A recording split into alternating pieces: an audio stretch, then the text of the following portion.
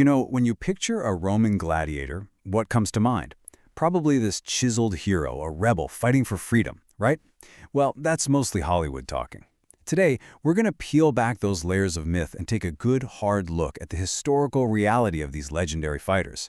So let's separate the myth from the man and find out what was really going on. Just look at this. This description comes from an absolutely stunning fresco that was just found in Pompeii back in 2019. It captures that final, desperate moment of a fight.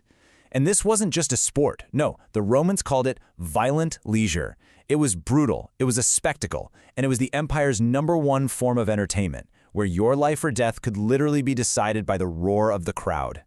So yeah, that was the show. But beyond all the blood and sand of the arena, who were these men? What was their life actually like when they weren't out there fighting for the amusement of thousands?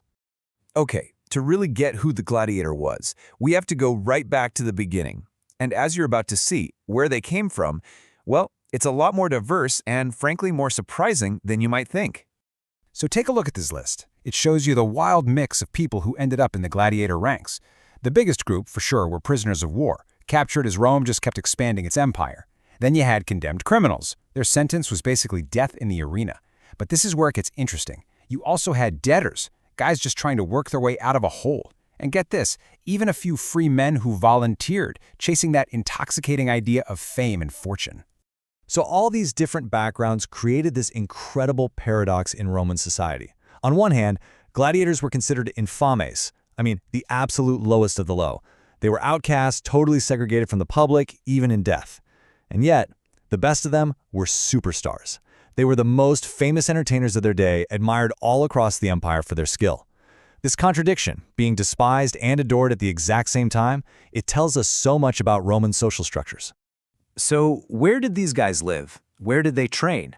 Well, their world was basically a prison, and it was called the ludus. Right, the ludus. It was the gladiator training school, but it was really part barracks, part prison, and part gym. The most famous one was the Ludus Magnus in Rome, which was located right next to the Colosseum.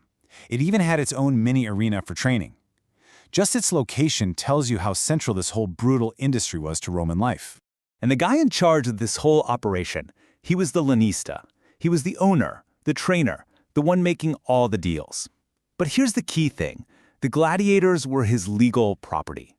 They had zero rights. He controlled every single part of their lives, from what they ate to whether they lived or died.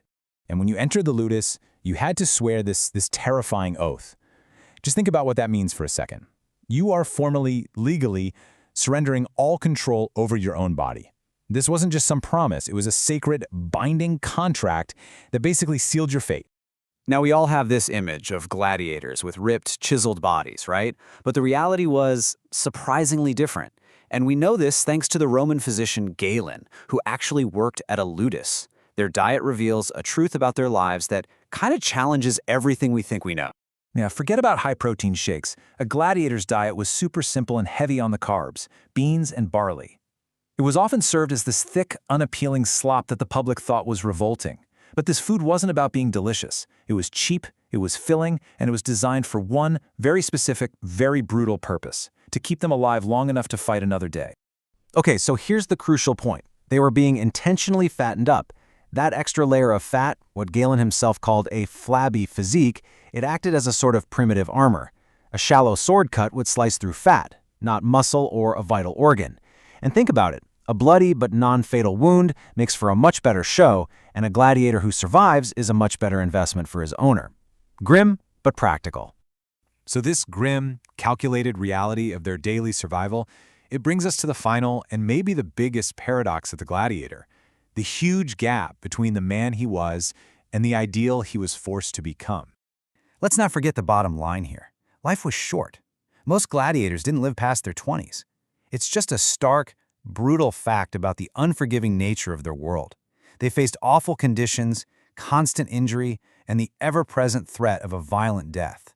And yet, despite all of that, when they stepped out onto the sand of the arena, they were expected to be more than human. They had to embody the core ideals of Roman virtue: courage, discipline, and a calm acceptance of death. And this quote from Cicero just illustrates the point perfectly. Here's this Roman orator, a member of the elite, And he's using these despised slaves as the ultimate example of duty. He's arguing that they willingly died just to please the crowd and their owner. The absolute lowest man in society was forced to become the public model for the highest Roman ideals. It's just a stunning piece of psychological conditioning. So in the end, the gladiator was this living, breathing contradiction. A slave held up as an ideal, a despised man who became a hero. And that leaves us with a pretty big question, doesn't it? What does our own fascination with this kind of violent spectacle say about us? It's a question the Romans answered in the Colosseum, and one, I think, we're still grappling with today.